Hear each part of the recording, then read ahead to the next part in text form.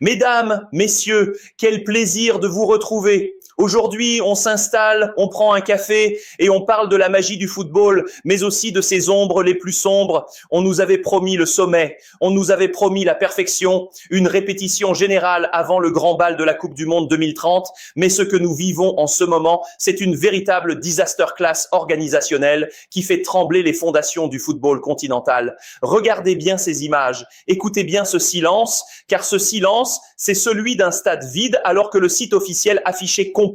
C'est l'histoire d'un rendez-vous manqué, d'une passion confisquée par des algorithmes et des billets fantômes. Est-ce que le football perd son âme au profit d'une gestion défaillante? Est-ce que la cupidité a fini par tuer le rêve des supporters qui font des milliers de kilomètres pour leur couleur? Posez-vous la question, car ce qui se joue actuellement à Rabat et ailleurs, c'est bien plus qu'un tournoi, c'est la crédibilité de tout un système. Entrons directement dans le vif du sujet avec ce premier fiasco qui choque l'Europe et le monde entier, le scandale des stades fantômes. Imaginez la scène, vous êtes devant votre écran, vous attendez le choc, l'ambiance électrique de la fête africaine, et là, le choc visuel est total. Les tribunes sont clairsemées, des rangées entières de sièges vides crient leur solitude, alors que des milliers de fans sont restés à la porte, smartphone en main, avec un message sold out qui sonne comme une insulte. C'est une tragédie shakespearienne qui se joue sous nos yeux. Comment peut-on expliquer qu'une affiche de gala se joue devant des sièges en plastique alors que la demande est au sommet? On parle de millions d'euros de pertes. On parle d'une institution qui vacille sous le poids de l'incompétence technique. Laissez ce chiffre résonner dans votre esprit. 70 000 places disponibles et seulement une fraction occupée alors que le guichet est fermé. C'est une fraude, une trahison envers le peuple du football qui vit pour ses instants de communion. Et ne vous y trompez pas, car au-delà de l'image, il y a la tactique de la survie pour ses supporters. On voit des scènes de chaos aux abords des enceintes, une sécurité dépassée par un système de billetterie numérique qui a totalement craché sous la pression médiatique et populaire. On nous parle de modernité, de blockchain, de billets infalsifiables, mais la réalité du terrain, c'est la grinta des fans qui tentent d'entrer par tous les moyens parce qu'ils ont payé, parce qu'ils aiment leur drapeau et qu'on leur refuse l'accès à leur propre passion. C'est ici que le bat blesse. L'institution doit être au-dessus des individus, mais quand l'institution ne peut même pas garantir l'accès au stade, c'est tout l'édifice qui menace de s'effondrer. On est loin, très loin de la masterclass organisationnelle attendue. Le malaise est profond car il touche à l'essence même de notre sport. Le football, c'est l'émotion. C'est le bruit, c'est cette ferveur qui transforme un simple match en une épopée légendaire. Sans son public, le football n'est qu'une statistique froide, un produit sans saveur. Et ce qui se passe aujourd'hui est un signal d'alarme pour 2030. Si nous ne sommes pas capables de gérer la billetterie d'une compétition continentale, comment allons-nous accueillir le monde entier ? C'est une question de santé mentale pour les organisateurs, une pression médiatique qui devient insoutenable car chaque siège vide est une cicatrice sur le visage du football africain. On ne peut pas parler de top tier quand la base même du spectacle est absente. Restez bien avec moi car ce n'est que le début de notre plongée dans les coulisses de ce bilan catastrophe. Nous allons décortiquer ensemble comment la logistique a failli, comment la sécurité a été mise à mal et surtout, nous allons voir si le vestiaire des organisateurs a totalement lâché le coach. La suite de ce récit va vous glacer le sang car nous allons parler de ce qui se passe réellement derrière les rideaux de cette CAN 2025. Préparez-vous, le tableau noir n'a jamais été aussi sombre. Mais attention, car au-delà du talent, il y a la tactique et surtout la réalité brutale du rectangle vert. Mesdames, messieurs, parlons de ce qui fâche, parlons de la Green Disaster Class qui entache cette compétition. On nous avait promis des billards, des pelouses dignes de l'Europe, ce Graal que tout le monde nous envie. Au lieu de cela, nous assistons à une lutte acharnée entre la machine et l'artiste. Comment voulez-vous qu'un génie exprime sa magie ? Comment voulez-vous qu'un artiste transforme le cuir en or sur une pelouse qui ressemble à un champ de bataille ? C'est une tragédie shakespearienne qui se joue sous nos yeux à chaque contrôle de balle manqué, à chaque appui fuyant. On parle de joueurs qui valent des fortunes, des actifs qui représentent des investissements colossaux. 200 millions d'euros. Laissez ce chiffre résonner dans votre esprit, car c'est la valeur qui s'abîme sur des terrains indignes du top tier international. L'audience occidentale, les grands clubs, les institutions comme le Real Madrid regardent ces images avec une fascination sombre et une inquiétude grandissante. Le vestiaire des lions indomptables, comme celui de toutes les grandes nations présentes, gronde face à ce gâchis de talent. On demande à nos guerriers d'être clutch, d'être décisifs dans les moments cruciaux. Mais comment être précis quand le terrain devient votre premier adversaire? On en vient à se demander, la cupidité a-t-elle tué le rêve? Est-ce que l'argent des droits de TV a été plus important que l'intégrité physique de ceux qui font le spectacle?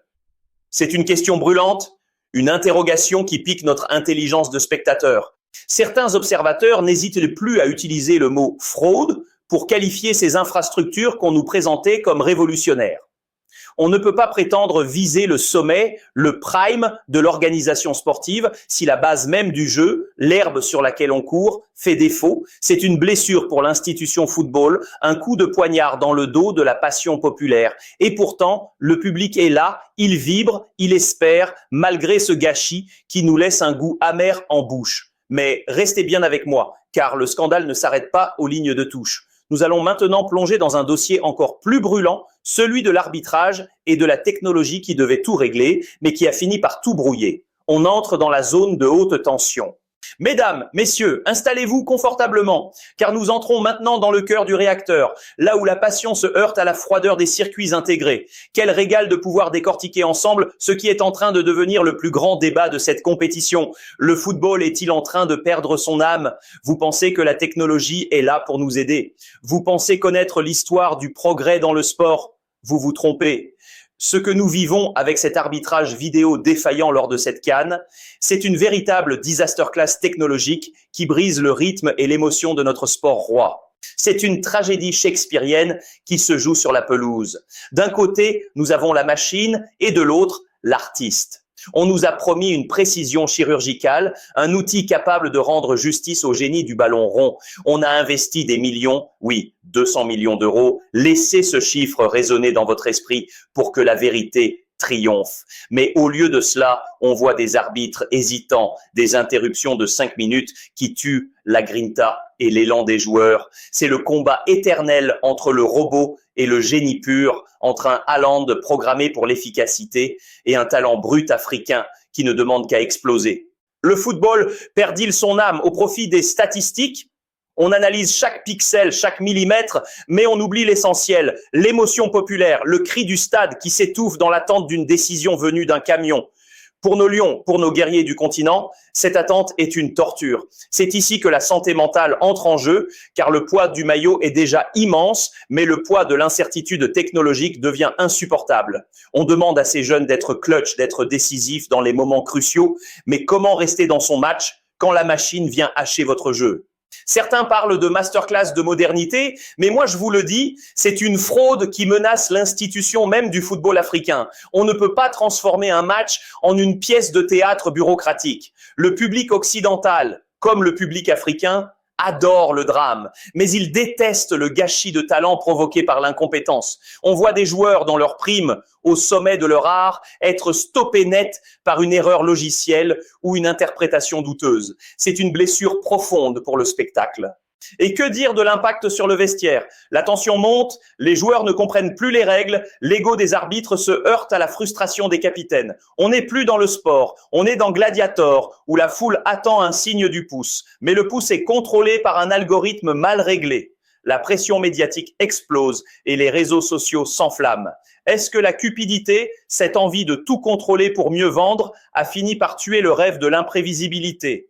Mais ne partez pas, car après avoir parlé de la machine, nous allons plonger dans l'humain, le vrai. Nous allons parler de ces talents qui, malgré le chaos, tentent de devenir les nouveaux GOAT de notre continent. Nous allons voir comment certains joueurs parviennent à surpasser ces obstacles pour livrer des performances top tier qui nous rappellent pourquoi nous aimons tant ce jeu. Restez avec moi, car la suite de ce récit va vous montrer que l'homme est parfois plus fort que la machine, même quand tout semble s'écrouler autour de lui.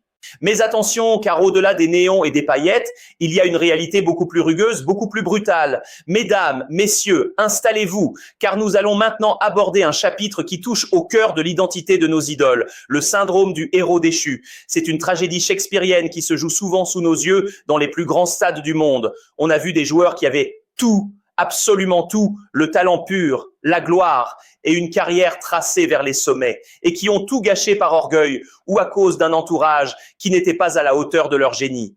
Le public occidental, comme le public africain, adore juger ce gâchis de talent, cette sensation que l'or a été transformé en plomb par pure négligence. Regardez les exemples mondiaux comme Pogba ou Neymar. Ils étaient au sommet, ils incarnaient ce qu'on appelle le prime, l'apogée absolue d'une carrière.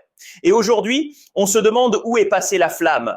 Dans cette CAN, nous voyons parfois ce même schéma se répéter avec certaines de nos propres icônes. Des joueurs qui arrivent avec une étiquette de sauveur de la nation, mais dont l'ego démesuré finit par polluer l'air du vestiaire. C'est le poids du maillot qui devient soudainement trop lourd à porter quand on ne pense qu'à sa propre image de marque ou à son prochain contrat.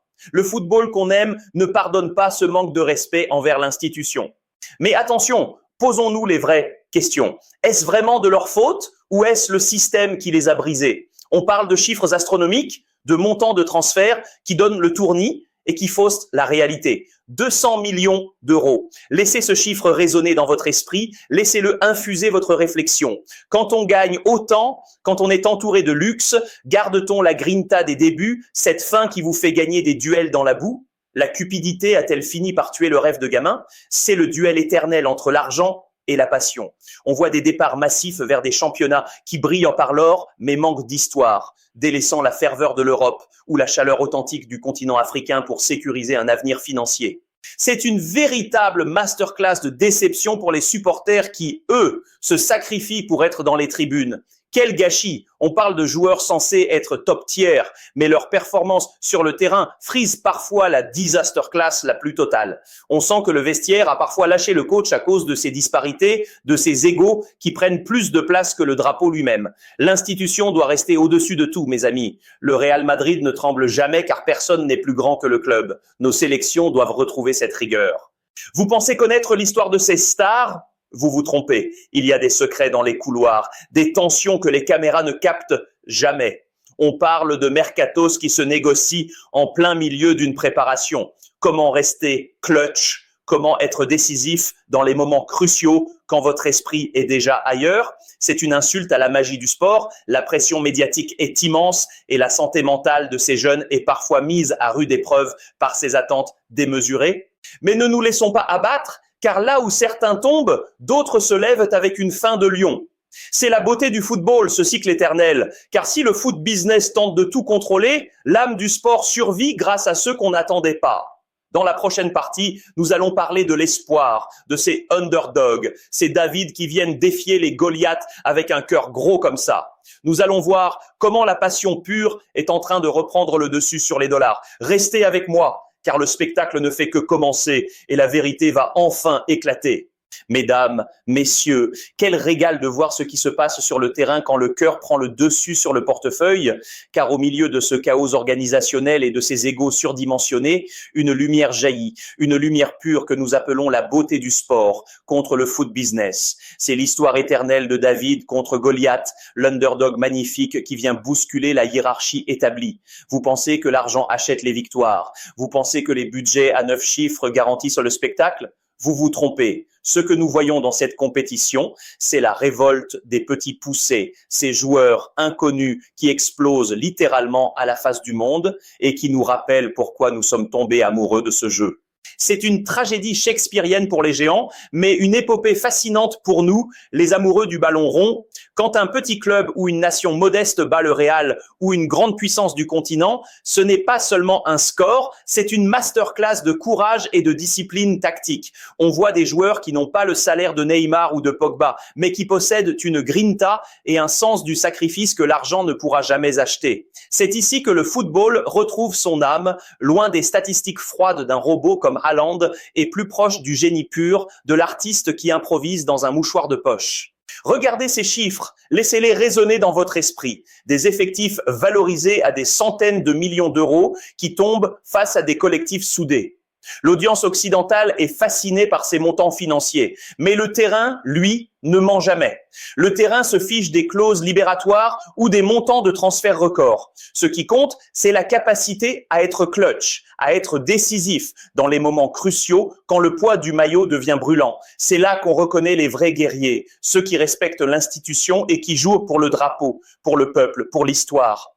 Mais attention, car cette lutte entre l'argent et la passion pose une question fondamentale. La cupidité a-t-elle tué le rêve ? On voit des talents incroyables partir trop tôt vers des horizons dorés, mais l'underdog, lui, reste fidèle à son essence. Il n'est pas là pour le buzz, il est là pour la gloire éternelle. C'est une leçon pour toutes les sélections. Le talent sans l'envie n'est qu'un gâchis de talent que le public adore juger sévèrement. Le vestiaire d'une petite équipe qui renverse un géant est le lieu d'une magie que même les plus grands analystes tactiques peinent à expliquer. C'est le triomphe de l'humain sur la machine. Alors, installez-vous bien, car nous allons voir comment ces héros de l'ombre sont en train de redéfinir la hiérarchie du football africain. C'est un spectacle total, une pièce de théâtre où le scénario n'est jamais écrit à l'avance. Est-on en train d'assister à la fin d'un cycle pour les grandes puissances ? Est-ce que le top tier est en train d'être totalement chamboulé par cette nouvelle vague ? Nous allons analyser tout cela, car le football qu'on aime, c'est celui qui nous surprend, celui qui nous fait vibrer et qui nous rappelle que sur un match, tout est possible. Mesdames, messieurs, nous y sommes. C'est le moment de vérité, l'heure du bilan, le dénouement de cette épopée qui nous a fait passer par toutes les émotions. Quel parcours, quelle intensité, mais surtout quel choc de réalité. Nous arrivons au terme de cette analyse chirurgicale de ce que certains appellent déjà la plus grande opportunité manquée du football moderne. On nous avait promis une masterclass d'organisation, un sommet de l'élégance et de la technologie pour porter haut les couleurs de notre continent, mais le rideau tombe sur un constat qui fait mal, une blessure ouverte dans le cœur de chaque supporter des Lions et de chaque amoureux du beau jeu. Regardons la vérité en face, car le football qu'on aime mérite cette franchise. Nous avons compilé pour vous ce que nous appelons désormais les 5 plus gros failles de cette organisation, 5 moments où l'institution a tremblé, non pas sous les assauts des joueurs, mais sous le poids de sa propre incompétence. C'est une tragédie shakespearienne qui s'est jouée sous nos yeux. Premier faille, et sans doute le plus criant, ce paradoxe insupportable des stades fantômes. Comment peut-on annoncer un stade complet, un sold-out retentissant et offrir au monde des images de tribunes vides alors que le peuple, le vrai, celui qui a la grinta dans le sang, hurle sa frustration derrière les grilles? C'est une insulte à la passion, un gâchis de talent organisationnel qui restera comme une tache indélébile sur cette édition. Deuxième point de rupture, cette pelouse, ce tapis vert qui devait être le théâtre des génies et qui s'est transformé en une véritable disaster class technique. On ne peut pas demander à un artiste, à un virtuose du ballon rond, de réaliser une masterclass sur un champ de mine. C'est le combat perdu de l'artiste contre la négligence. Laissez ce chiffre résonner dans votre esprit. Des millions d'euros d'actifs, des joueurs top tier risquant leur carrière à chaque appui. C'est inacceptable pour une institution qui se respecte. Le football perd son âme quand le rectangle vert ne permet plus la magie. Et que dire, troisième faille, de cette technologie qui devait apporter la justice mais qui n'a apporté que le chaos? Un arbitrage vidéo haché, des décisions qui tombent comme des sentences arbitraires après des minutes d'une attente insupportable, tuant l'émotion pure, ce cri de joie qui reste bloqué dans la gorge des supporters. C'est la machine qui tente d'étouffer le génie et nous l'avons vu, la sauce n'a pas pris. Quatrièmement, ce syndrome du héros déchu qui s'est propagé non pas seulement chez les joueurs, mais jusque dans les hautes sphères de l'organisation. L'orgueil a pris le pas sur le service public du sport. L'ego de certains dirigeants a semblé plus grand que l'institution elle-même. Et le résultat est là, un vestiaire organisationnel qui a totalement explosé en plein vol. Enfin, le cinquième faille le plus douloureux, la rupture de confiance avec le public, la sécurité, la billetterie, la logistique. Tout semblait être une fraude vis-à-vis des attentes légitimes d'un peuple qui vit pour son drapeau. On nous parle de Coupe du Monde 2030, on nous parle d'Europe, de standards internationaux, mais la réalité nous a ramenés brutalement sur terre. Est-ce que la cupidité a fini par tuer le rêve? Est-ce que le foot business a définitivement enterré la passion populaire? La question est posée et elle est brûlante. Mais attention, car malgré ce bilan catastrophe, l'espoir demeure. L'espoir, il est dans les yeux de ces underdogs qui ont tout donné, dans la voix de ces supporters qui n'ont jamais cessé de chanter malgré les obstacles. Les lions indomptables, comme toutes nos grandes nations, méritent une organisation au sommet de leur talent. Nous devons exiger la grandeur, nous devons refuser la médiocrité, car notre football est sacré. On ne peut pas laisser le gâchis de talent devenir la norme. Mesdames, messieurs, vous avez été les témoins de cette analyse. Maintenant, c'est à vous de prendre la parole, car cette chaîne est la vôtre. C'est le lieu de la communion et du débat passionné. Quel a été pour vous le moment le plus honteux de cette organisation? Est-ce le scandale des billets, l'arbitrage ou l'état des pelouses qui vous a le plus choqué? Est-ce que vous croyez encore au projet 2030 après ce que nous venons de vivre? Dites-moi tout en commentaire. Je veux lire votre rage, votre passion, votre expertise. On se retrouve très vite pour de nouvelles épopées, car malgré tout, malgré les ombres, le football reste le plus beau spectacle du monde. Quel régal d'avoir partagé ce moment avec vous. Prenez soin de vous et surtout, n'oubliez jamais, le maillot est lourd, mais notre passion est plus forte.